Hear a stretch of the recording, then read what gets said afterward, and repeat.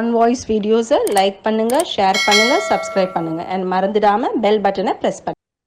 தமிழ் உறவுகளுக்கு வணக்கம். இன்று நம்மோடு இணைப்பில் இருப்பவர் the top political analyst from Tamil Nadu mister Priyan அவர்கள். சார் வணக்கம், எப்படி இருக்கீங்க? வணக்கம், நல்லா இருக்கேன் சார். நீங்க எப்படி இருக்கீங்க? நல்லா இருக்கேன் சார். சார், தமிழ்நாட்டிலேருந்து ஊழல் கம்மியாயிடுச்சுன்னு நியூஸ் வந்துக்கிட்டே இருக்கு. இங்கே நீங்கள் எப்படி சார் பார்க்குறீங்க? 2 மாதத்தில் ஊழல் கம்மியாயிருக்கு அப்படின்ற மாதிரி நீங்கள் பார்க்குறீங்களா? உங்களோட தாட் ப்ராசஸ் எப்படி சார் இருக்கு? அதாவது தேர்தலுக்கு முன்னாடி விஜய் சொன்ன ஒரு விஷயம் என்னன்னா, திமுக அதிமுக ரெண்டும் ஊழல், நான் ஆட்சிக்கு வந்தா ஊழலே இருக்காது அப்படின்ற ஒரு விஷயத்த சொல்லிட்டே வந்தார் தொடர்ந்து. சரி.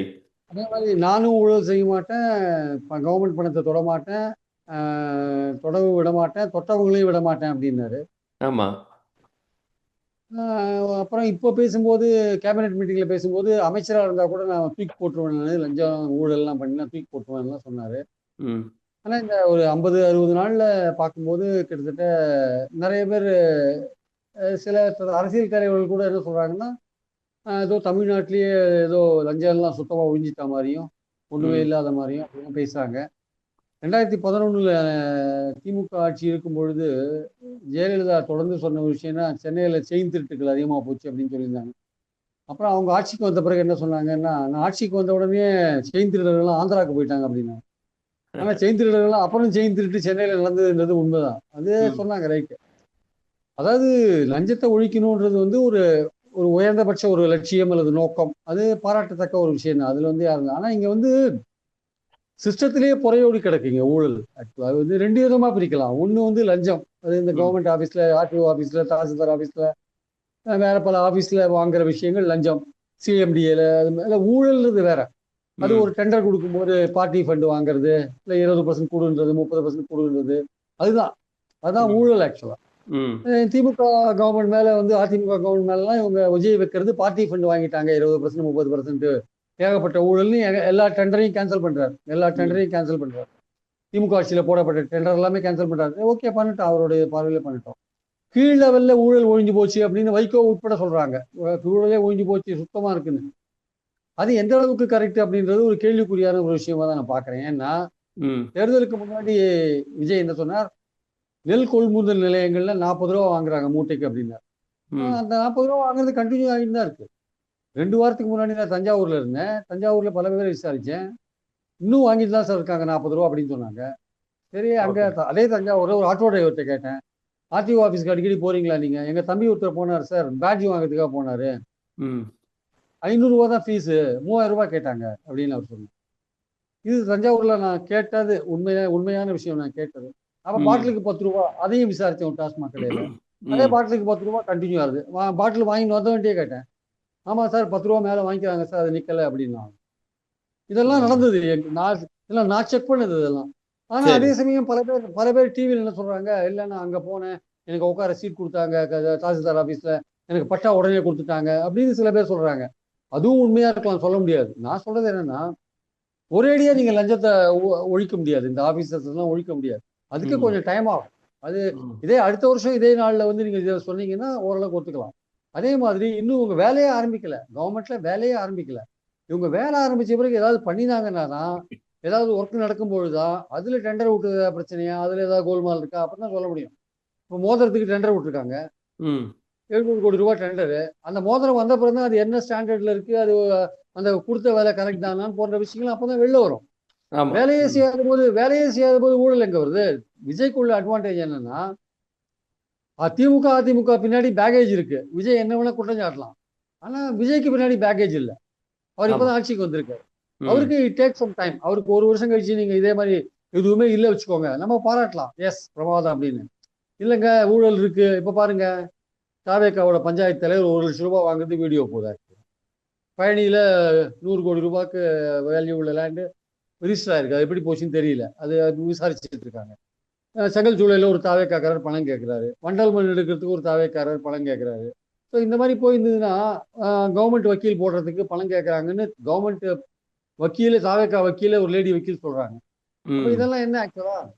ஸோ இதெல்லாம் இருக்கு, எல்லாமே கலந்து கட்டியா இருக்கு. பட் எதுவுமே நம்ம ஒரு முடிவுக்கு வர முடியாது. எல்லாமே இப்பதான் வந்திருக்காங்க, பார்க்கலாம். ஒரு 6 மாச காலம் போட்டோம், இல்லை 1 வருஷ காலம் போட்டோம், இந்த டெண்டர் போன்ற விஷயங்கள் எதுவும் ஊழலே கிடையாது, இல்லை கவர்மெண்ட் ஆஃபீஸில் ஊழலே ஒழிஞ்சு போச்சு அப்படின்னா விஜய் பாராட்டுக்குரியவர். எல்லாம் வெயிட் பண்ணி பார்க்கணும். அதுக்குள்ளேயும் எல்லாருமே ஒரு நெரேட்டிவ் செட் பண்ணுறாங்க. அந்த நெரேட்டிவ் அவசரப்பட்டு செட் பண்ண வேண்டிய அவசியம் இல்லை என்பது என் கருத்து. Okay sir. அதே சமயத்தில் வந்து பாஸ்கர் கேட்டிருக்கிறாரு என்ன அப்படின்னா உங்ககிட்ட விஜயபாஸ்கர் பாஸ்கர் வந்து விஜயபாஸ்கரை பற்றி கேட்டுக்கிறார். 2 விஜயபாஸ்கரை சேர்த்துருக்குறாங்களே, அவங்க வந்து குட்கா அது மாதிரி வந்து பல வித ஊழலில் வந்து இருக்கிறவங்க. அது சரியான போக்கு தானா தாவேகாக்கு? எதுக்கு இந்த அவசரம்? ஏன் அவங்கள வந்து இணைச்சிக்கணும்? ஏற்கனவே வந்து உங்களுக்கு வந்து விசிகா சப்போர்ட் பண்ணுறாங்க, காங்கிரஸ் சப்போர்ட் பண்ணுறாங்க, ஐயுஎம்எல் சப்போர்ட் பண்ணுறாங்க. எல்லாரும் சப்போர்ட் இருக்கிற நேரத்தில் எதுக்கு வந்து இந்த ஊழல் அமைச்சர்களை நீங்கள் வந்து சேர்த்துக்கணும் அப்படின்ற மாதிரி கேட்குறாரு. நீங்கள் எப்படி சார் பார்க்குறீங்க அதை? அது சரியான ஸ்ட்ராட்டஜி தானா? அதே கேள்வி தான் விஜயுடைய கூட்டணி கட்சிகளும் கேட்குறாங்க. திருமாவளவரும் சிபிஎம்மும் சிபிஐல என்ன கேட்குறாங்க, இந்த போக்கு நிறுத்தப்படணும், இந்த குதிரை பேர போக்கு நிறுத்தப்படணும்னு சொல்றாங்க. ஆனா ம். தொடர்ந்து நடந்து தான் இருக்கு. என்ன அதோட காரணம் என்னன்னா, ம். விஜயை பொறுத்த மட்டும் வந்து அவருக்கு ஒரு இன்செக்யூரிட்டியா ஃபீல் பண்றாரு. இந்த கூட்டணி கட்சிகள் இருக்குல்ல, அது எந்த நேரத்துல அவங்க என்ன எப்படி பேசுவாங்கன்னு தெரியாது.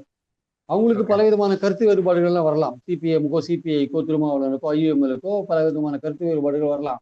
அதனால விஜய் என்ன நினைக்கிறாரு, தாவேகா சார்பா ஒரு 120 பேர் இருக்கணும்னு நினைக்கிறார். அப்போ அவர் என்ன நினைக்கிறார், அதிமுகல இருந்து ஆட்கள் வர்றதுக்கு ரெடியா இருக்காங்க, அவங்களை ரிசைன் பண்ண சொல்லிட்டு இடைத்தேர்தலில் போட்டி போட்டு எல்லா தொகுதியிலும் நம்ம வின் பண்ணினா ஒரு 118 120 பேர் நம்ம ஆட்களே தாவேகா ஆட்களே சேர்ந்தா இந்த திருமாவளவனுடைய ப்ரெஷரையோ இல்லை சிபிஎம் விமர்சனத்தையோ நம்ம கவலைப்பட வேண்டாம். நம்ம இந்த கவர்மெண்ட் எப்படி நடத்துறது, பாஜகவோட நெருக்கமா போறதா, நிதி வாங்குறதுக்கு நெருக்கமா போறதா, அதை எப்படி டீல் பண்றது, காங்கிரஸை கட்டி விடுறதா வேண்டாமா, பல விஷயங்கள் இருக்குல்ல. ம். அதனால அவர் என்ன நினைக்கிறாரு, அந்த மாதிரியான ஒரு விஷயத்தில் இறங்குறாரு. அதிமுக ஆட்களும் வரதுக்கு ரெடியா இருக்காங்க. ம். இப்போ இந்த தேர்தல் நடத்துறதுக்கு வந்து தேர்தல் கமிஷன் வந்து தயங்குறதுனால, கேஸ் கோர்ட்ல இருக்கிறதுனால, அப்போ அந்த அதிமுக இருந்து வரது நின்று இருக்கு.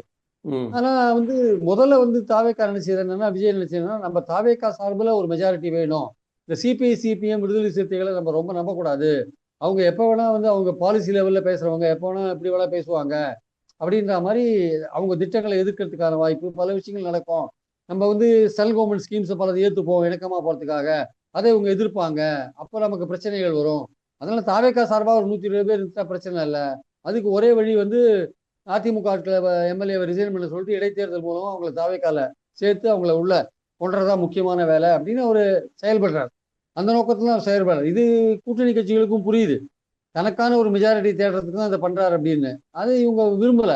இருந்தாலும் விஜய் அதை தொடர்ந்து பண்றாரு. நம்ப காரணம் அவருக்கு வந்து முடியாதுன்னு தான் நீங்க நினைக்கிறீங்களா சார்? கம்யூனிஸ்ட், விசிகேவெல்லாம் நம்ப முடியாது உங்களோட அரசியல் பார்வையிலேருந்து. ஏன்னா வந்து 50 வருட காலம் அரசியலை நீங்க பார்த்துருக்கிறீங்க. ஏன்னா வந்து அவங்க பாலிசி லெவல்ல பேசினாலும் ஓரளவுக்கு ஒரு ஒரு ஒரு பாலிசியை எடுத்தோம் அப்படின்னா, ஏன்னா அவங்க ஒன் ஆஃப் த பாலிசிஸ் வந்து தவக கவர்மெண்ட் தான் கடைசி வரைக்கும் நாங்க வந்து சப்போர்ட் பண்ணுவோம் அப்படின்ற மாதிரி தான் பேசியிருக்கிறாங்க. பட் அவங்கள நம்ப முடியாது அப்படின்ற மாதிரி தான் வந்து பார்க்க வேண்டியதா இருக்கா? தாவேக்காவுடைய இது இருக்குல்ல, அப்ரோச் டுவோர்ட்ஸ் பிஜேபி இருக்குல்ல, அதோட ம். அதை பொறுத்தும் இந்த கூட்டணி கட்சிகளுடைய ஆதரவு இருக்கு. அவர் எப்படி மத்திய அரசாங்கத்தை அணுகிறாரு, இணக்கமா இருக்காரா, அணுக்கமா இருக்காரா, பாஜகவோட எப்படி போறாரு, கொள்கை எதிரின்னு சொல்லிட்டு இதுவரையும் ஒன்றும் பெருசா ஒரு எதிர்க்கல. பல ம். விஷயங்கள் வரப்போறது, இப்போ பல விஷயங்கள் வருது, பல விஷயங்கள் எதிர்க்கல. மத்திய அரசு திட்டங்கள்லாம் ஏத்துட்டு இருக்காரு. ஜி திட்டத்தெல்லாம் ஏத்துட்டு இருக்காரு. ஆக்சுவலா ம். எஃப்சிஆர்ஏ சட்டத்தை எதிர்க்க மாட்டேன்றாரு. அது கிறிஸ்டியன்ஸை பாதிக்கிற ஒரு விஷயமா இருக்கு, அதை எதிர்க்க மாட்டேன்றாரு. கிறிஸ்டியன் என்ஜிஓஸை பாதிக்கிற விஷயமா இருக்கு, அதை எதிர்க்க மாட்டேன்றாரு. அந்த மாதிரி பல விஷயங்கள் இருக்கு. அதனால இவர் வந்து அவருக்கு நிதி வேண்டி இருக்கு சார். ஏகப்பட்ட வாக்குறுதியை கொடுத்துட்டாரு. எதையுமே நிறைவேற்றலைன்னா நீங்க அடுத்த தேர்தலில் வெற்றி பெற முடியாது. முதல் தேர்தலில் ஓட்டு போட்டவங்க அடுத்த தேர்தலில் வந்து செயல்பாடை பார்த்து தான் ஓட்டு போடுவாங்க. முதல் ம். தேர்தலில் முகத்தை பார்க்காதே ஓட்டு போடலாம். அடுத்த தேர்தலில் நீங்க பெர்ஃபார்ம் பண்ணாதான் ஓட்டு விடும், இல்லாட்டி ஓட்டு ஆமா. விடாது. அப்போ நீங்க பெர்ஃபார்ம் பண்ணணும்னா உங்களுக்கு நிதி வேணும். நிதி வேணும்னா நீங்க வந்து மத்திய அரசோட அனுசரிச்சு போகணும். ம். அனுசரிச்சு போகணும்னா அது எந்த அளவுக்கு அனுசரிச்சு போகணும்? ரொம்பவும் அனுசரிச்சு போனா கூட்டணி கட்சிகள் கோச்சுப்பாங்க. அனுசரிச்சு போற மாதிரியும் தெரியணும், அனுசரிச்சு போகாத மாதிரியும் இருக்கணும். எதிர்த்த மாதிரியும் தெரியணும், எதிர்க்காமையும் இருக்கணும். காங்கிரஸ் சுற்றியும் ரொம்ப நெருக்கக்கூடாது. காங்கிரஸ் ரொம்ப நெருங்கி இந்தியா கூட்டணியில் சேர்ந்தா பாஜகவுக்கு பிடிக்காது. ஸோ ரெண்டுத்தையும் பேலன்ஸ் பண்ண வேண்டிய நிலையில தான் விஜய் இருக்கார். அதனால ஓகே. வந்து திமுக மேலேயும் ஆக்ஷன் எடுக்கணும், திமுக ஊழல் மந்திரிகள் மேலேயும் ஆக்ஷன் எடுக்கணும். அவங்களையும் ஒரு பக்கம் டீல் பண்ணணும், ஒரு பக்கம் கூட்டணி கட்சிகளையும் டீல் பண்ணணும். எதுக்குடா இந்த வம்பு, நமக்கு தாவேக்காக்குன்னு ஒரு 120 பேர் இருந்தா பெட்டர் ஆச்சு அப்படின்னு நினைச்சு இந்த விஷயத்த பண்ண ஆரம்பிச்சாரு. அதுல இப்போ ஒரு டெம்பரரியா பிளாக் வந்திருக்கு. அது எப்போ கிளியர் ஆகுது, எப்போ எலெக்ஷன் நடக்குதுன்னு பொறுத்து தான் பார்க்கணும். அது எலெக்ஷன் நடக்கிறதுக்கு முன்னாடி இன்னும் அதிமுக இன்னும் 10 பேர் வந்தாலும் வரலாம், சொல்ல முடியாது. அதிமுகலேருந்து 10 பேர் வரைக்கும் வரலாம் அப்படின்ற மாதிரி பார்க்குறீங்களா சார்?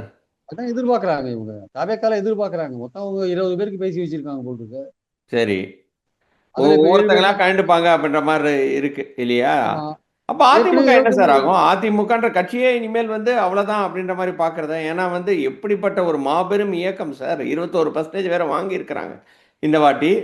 பட் ஆனா வந்து கிரவுண்ட் லெவல்ல எல்லாருமே வந்து வெளியே போயிட்டு இருக்கிற மாதிரி தான் வந்து எனக்கு தகவல்கள் வருது எங்களோட சைட்ல இருந்து. ஏன்னா வந்து கீழே அடிமட்டத்துல எல்லாருமே வந்து தாவேகா சைட்ல போயிட்டு இருக்கிறாங்கன்னு உங்களுக்கு எப்படி சார் பாக்குறீங்க? அதிமுக எப்படி? சார், இது உங்களுக்கு வந்த தகவல் இல்லை சார், அதான் உண்மை சார். ஆ, சரி. கீழ்மட்டத்துல கிளைக்கழக செயலாளர், பல்வேறு அணிகளோட கீழ்மட்டத்தில் இருக்கிற செயலாளர், பொருளாளர், அவங்க இவங்க, இந்த ஒன்றிய லெவல், பகுதி லெவல், பேரூராட்சி லெவல், நகராட்சி லெவல், எல்லாம் தாவேக்கால போய் சேர்ந்துட்டு இருக்காங்க. ஓகே. நமக்கு கண்ணுக்கு தெரியுது இந்த எம்எல்ஏக்கள் டிசைன் மட்டும் வருது மட்டும்தான் நமக்கு பேப்பர்ல வருது. கீழே ஆமா. வந்து கரைஞ்சிட்டு இருக்கு, கட்சி கரைஞ்சிட்டு இருக்கு கீழே. ஆனா ம். எடப்பாடி பழனிசாமி ஏதோ ஒண்ணுமே நடக்காத மாதிரி அவர் பாட்டுக்கு போயிட்டு வந்துட்டு இருக்காரு. அவர் ஆக்சுவலா அவர் அப்படிதான் சார் அவர் இருக்கு. ஏன்னா வந்து இவங்கள வந்து தீய சக்தி, அதுக்கப்புறம் இன்னொன்னு வேற ஏதோ வந்து தாவேக்காவ வேற ஏதோ சொல்லிட்டு அவர் பாட்டு நகர்ந்து எதை பத்தி கண்டுக்காம போயிட்டே இருக்கிறாரு. அவர் ரெட்டை லட்சணம் அவர் கையில இருக்கிறதுனால தைரியமா இருக்காரு, வேற ஒண்ணும் கிடையாது. அந்த ரெட்டை லட்சணத்துக்கு ஆபத்து வந்தாதான் அவர் அசைவார் கொஞ்சம், அதுவரையும் அசைய மாட்டார். அதுவரையும் யார் போனாலும் கவலை இல்லைன்னு இருக்காரு அவரு. என்கிட்ட ரெட்டையில இருக்கிறேன் நான் தான் அதிமுக அப்படின்னு நினைக்கிறார். அவருக்கு இந்த தேர்தலுக்கு முன்னாடியே அந்த மந்திரிகள்லாம் சொன்னாங்க, போனவங்க எல்லாம் சேருங்க, கட்சியை பலப்படுத்துங்க, கூட்டணியை பலப்படுத்துங்க, எதையுமே அவர் கேட்கல. ரொம்ப சர்வாதிகாரத்தனமா நடந்துட்டாரு. அதுக்கப்புறம் தாவேக்கா ஆதரவு கேட்டாங்க முதல்ல எடுத்த உடனே, நான் தான் முதல்வர் அப்படின்னு இவர் சொன்னாரு. அவங்க ஒத்துக்கல, அது அதோட முடிஞ்சு போச்சு. அதுக்கப்புறம் வேற ப்ரப்போசல்லாம் வந்து வச்சுக்கோங்க, அதிமுக உட்கார வச்சு திமுக ஆதரிக்கிற ப்ரப்போசல்லாம் பின்னாடி வந்தது. அதுக்கு ம். முதல்ல தாவேக்கா வந்து அதிமுக தான் கேட்டாங்க, 47 பேர் நீங்க ஆதரிங்கன்ட்டு. ம். நான் முதல்வர் எனக்கு கொடுங்க அப்பதான் அப்படின்னு இவர் சொன்னாரு பழனிசாமி. அது முடியாதுன்னு அவங்க போயிட்டாங்க. ஸோ ம். அதனால வந்து பழனிசாமியை பொறுத்த மட்டும் அவர் என்ன நினைக்கிறாரு, ரெட்டையில நம்ம கிட்ட இருக்கிற நமக்கு எந்த பிரச்சனையும் கிடையாது, நம்ம தான் அதிமுக அப்படின்னு நினைக்கிறாரு. ஆனா கட்சி கரைஞ்சு போச்சு. இந்த எலெக்ஷன் தான், நான் எலெக்ஷனுக்கு முன்னாடி சொல்றேன், இப்பவும் சொல்றேன், எலெக்ஷனுக்கு முன்னாடி பல தடவை சொன்னேன், கடந்த ம். எலெக்ஷன் தான் அதிமுக தொண்டர்கள் பழனிசாமி தலைமையில நம்பிக்கை வச்சு ஓட்டு போட்ட கடைசி தேர்தல். இனிமே போட மாட்டாங்க, அவ்வளவுதான். அதோட இனிமேல் அந்த இந்த இனிமே ஒருவேளை இந்த இப்ப நீங்க சொல்றோம்ல அதுவும் சார் இந்த அதுவும் நான் சொன்னேன், அப்படி ம். அவர் தோத்தாருன்னா அந்த கட்சியில பெரிய பிரச்சனை வரும்னு சொன்னேன். அதான் இப்ப நடந்துட்டு இருக்காரு. இப்ப இடைத்தேர்தல் வருது இல்லையா சார்? அந்த இடைத்தேர்தல்ல திருப்பியும் தோத்தாரு அப்படின்னா 12 வாட்டி தோத்த பழனிசாமின்ற மாதிரி ஆயிடும். அதுக்கப்புறமாவது அவர் மாறுவாருன்ற மாதிரி ஏதாவது ஒரு தாட் ப்ராசஸ் இருக்கா அப்படிலாம் ஒண்ணும் இல்லாட்டினா? தோணலைங்க. அவர் மாறுற மாதிரி எல்லாம் தோணல. அவர் என்ன நினைக்கிறாரு, யார் போனாலுமே ரெட்டையர் இருக்கிறது நான் தான் அதிமுக. அதிமுகன்றது கட்சி மட்டும் இல்ல சார், கட்சிக்கான சொத்து, கட்சிக்கான பேங்க் பேலன்ஸ் எவ்வளவு இருக்கு, அதுல விஷயம் உள்ள இருக்குல்ல. ம். சரி. அது நம்ம கையில தான் இருக்கும் அப்படின்னு நினைக்கிறாரு actually. ஓகே. அதே மாரி அ இப்போ வந்து விசிகே, ஐயுஎம்எல், கம்யூனிஸ்ட் எல்லாரும் சேர்ந்து ஒரு மாதிரி இந்த வந்து நகர்ந்து சென்று அப்படியே நகர்த்திட்டே போயிட்டு இருக்கிறாங்க. ஒருவேளை இந்த இந்த இடைத்தேர்தல்ல தாவேகாக்கு அந்த அளவுக்கு அட்வான்டேஜ் இல்ல அப்படின்னா என்ன சார் ஆகும்? ஒரு ஸ்பெகுலேட்டிவான ஒரு கொஸ்டின். நீங்க கேட்கறது கரெக்ட். பட் தாவேகாவுடைய பாப்புலாரிட்டி அந்த கடைசி 10 நாள்ல தான் பிக்கப் ஆச்சு ஆக்சுவலா. அது டிஎம்கே சரியா கணிக்கலன்றது உண்மை. ஆனால் அடிப்படையில் விஷயம் என்னன்னா, அந்த பாப்புலாரிட்டி வந்து இன்னும் அது சரியல. மக்கள் வந்து திமுக அதிமுக வேண்டாம் அப்படின்னு ஒரு மாற்றம் வேணும்னு நினைச்சாங்க, ஓட்டு போட்டாங்க. சரி. அந்த மாற்றத்துக்கு தகுதியான நபர் தான் விஜயான்னு ஒரு கேள்விக்குறி இருக்கு ஆக்சுவலா. ம். இருந்தாலும் அது வெயிட் பண்ணி பார்க்கணும். இதெல்லாம் யோசிக்கிறதுக்குள்ள இடைத்தேர்தல் வந்துடும், அதுக்குள்ளேயும் விஜய் செல்வாக்கெல்லாம் ஒன்றும் சரியாது. ஒருவேளை சரியா காமன் கேண்டிடேட், சீமான காமன் கேண்டிடேட்டா போடுறது அந்த மாதிரி ஏதாவது பண்ணாங்கன்னா 1 தொகுதியில ஏதாவது வின் பண்றதுக்கான வாய்ப்புகள் இருக்கு.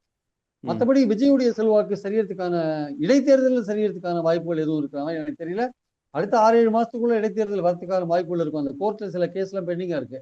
ம். அதெல்லாம் கொஞ்சம் ஃபாஸ்ட் ட்ராக்ல போட்டு இது பண்ணாங்கன்னா ஓரளவுக்கு இடைத்தேர்தல் வரதுக்கான வாய்ப்பு உண்டு. அதுல வந்து விஜய்க்கு செல்வாக்கு அவ்வளவு சீக்கிரம் சரின்னு நினைக்கல. ஏதோ ஒரு 1 வருஷம் 1.5 வருஷம் அவரோட செயல்பாடுகள்ல ஊழல் போன்ற விஷயங்கள் ஏதாவது இருந்தா, இந்த பயணி மாதிரி விஷயங்கள் அடிக்கடி நடந்தது, இல்ல வேற ஏதாவது நடந்தது, இப்ப பாலியல் விஷயங்கள் நிறைய நடக்குது, சட்டம் ம். ஒழுங்கு பிரச்சனை நிறைய இருக்கு, இது மாதிரி நடந்துட்டே இருந்து வச்சுக்கோங்களேன், ம். அப்பதான் அந்த பிரச்சனைகள் அதிகமாகுமே தவிர ஒரு 6 மாசத்துக்குள்ள பாப்புலாரிட்டி போகும்னு நினைக்கல நான். Okay sir. நீங்க பழனின்றதுனால எனக்கு இன்னொரு கொஸ்டின் வருது சார். பழனி அந்த இன்சிடென்ட்ல அமைச்சருக்கு ஏதாவது தொடர்பு இருக்குன்ற மாரி நீங்க பார்க்குறீங்களா? இல்லாட்டினா வந்து அத வந்து எடுத்து வச்சுட்டு இது ஒன் சச் இன்சிடென்ட், இது வந்து இதுக்கும் அமைச்சருக்கும் சம்மந்தம் இல்ல, இதுக்கும் தாவேக்காக்கும் சம்மந்தம் இல்ல அப்படின்ற மாரி நம்ம பார்க்க வேண்டியதா இருக்கா சார்? இல்ல இல்ல, அதாவது பயணியில நடந்த விஷயங்கள் எல்லாமே ஒரு பெரிய சந்தேகத்தை ஏற்படுத்துது ஆக்சுவலா வந்து. அது நடந்த சரி. விஷயங்கள், அங்க எப்படி அந்த லேண்ட் பதிவு பண்ணப்பட்டது போன்ற விஷயங்கள்லாம் பெரிய சந்தேகத்தை நிச்சயமா. உண்டு பண்ணுது. ம். அந்த சந்தேகத்தை உண்டு பண்றதுனாலயே நேரடியா இந்த இவர் ஹெச்ஆர்என்சி மினிஸ்டர் அதில் ரமேஷ். சம்மந்தப்பட்டிருக்காரு அப்படிலாம் அந்த ரமேஷ் சம்மந்தப்பட்டிருக்காருன்னா நம்ம ஸ்ட்ரைட்டாவே அப்படி சொல்ல முடியாது. ஆக்சுவலாக அது அப்படி சரி சொல்றது சரியாகவும் வராது. ஆனால் சரி. ஏதோ ஒரு ஃபிஷியான ஒரு விஷயம் அங்க நடந்திருக்கு, ஒரு முறைகேடான விஷயங்கள் ஏதோ நடந்திருக்கு, ம். சட்டத்துக்கு புறம்பான விஷயங்கள் ஏதோ நடந்திருக்கு அப்படின்றது நமக்கு தெரியுது. அதை சரி கவர்மெண்ட்டை நம்ம வந்து நேரடியாவோ மந்திரியை நேரடியாவோ குறை சொல்ல முடியாது. இப்போ ஒரு என்கொயரி போட்டிருக்காங்க, சிபிசிஐடி என்கொயரி போட்டிருக்காங்க. அதுல என்ன வருதுன்னு பார்க்கலாம், வெயிட் பண்ணி பார்க்கலாம். ஏன்னா நடந்த விஷயங்கள் எல்லாமே பார்த்தீங்கன்னா அது வந்து முறைகேடான ஒரு விஷயம் நடந்திருக்கு. அதுல வந்து எந்த அளவுக்கு பணம், ஒரு 2 விவசாயிகள் 2 கோடி ரூபாய் கொடுத்து ஒரு லேண்டை வாங்குறாங்கன்னா அவங்க கிட்ட அவ்வளவு பணம் இருக்கா, அவங்க எப்படி வாங்கினாங்க, விற்கிறவனுக்கு விற்கிறதுக்கான ரைட் இருக்கா, வாங்குறவனுக்கிட்ட அவ்வளவு பணம் எப்படி வந்தது, ஏப்ரல் மாசமே சிங்கிள் ஜட்ஜி ஆர்டர் கொடுத்த பிறகு எதுக்கு ஜூலை 3ஆம் தேதி வெயிட் பண்ணியிருந்தாங்க. இதெல்லாம் பல கேள்வி இருக்கு. அதுவும் இந்த புது கவர்மெண்ட் வந்த பிறகு ஒரு மாசம் முழுக்க இருந்திருக்கு. அப்ப அந்த 2 பேர் வாங்கின 2 பேர் யாரையாவது ஆளை பிடிச்சாங்களா, ரிஜிஸ்ட்ரேஷன் டிபார்ட்மெண்ட்ல இல்ல மேல் லெவல்ல யாரையாவது பிடிச்சாங்களா, பத்திரம் பதிவு பண்றதுக்கு, இதெல்லாம் இருக்கு. சரி அதனால இந்த விசாரணை முடிஞ்ச பிறகு தான் சொல்ல முடியும். அதுக்கு நடுவில் இந்த விசாரணை எப்படி திசை மாறுது, நேரா போறதா, அதெல்லாம் இருக்கு. வெயிட் பண்ணி பார்க்கலாம் இப்ப விசாரணை எப்படி போகுதுன்ட்டு. அதனால நேரடியா ஏதோ முறைகேடு நடந்திருக்கு சார். ஆனா அதுக்கு மந்திரி தொடர்பு இருக்குன்னு இப்போ உடனடியா நம்ம சொல்ல முடியாது. சரிங்க சார். ரொம்ப ரொம்ப நன்றி நம்மளோட கொஸ்டின்ஸ் எல்லாம் ஆன்சர் பண்ணதுக்கு. இன்னொரு வீடியோவில் சந்திக்கிறேன் சார். அதுவரை நன்றி, வணக்கம். Thank you sir.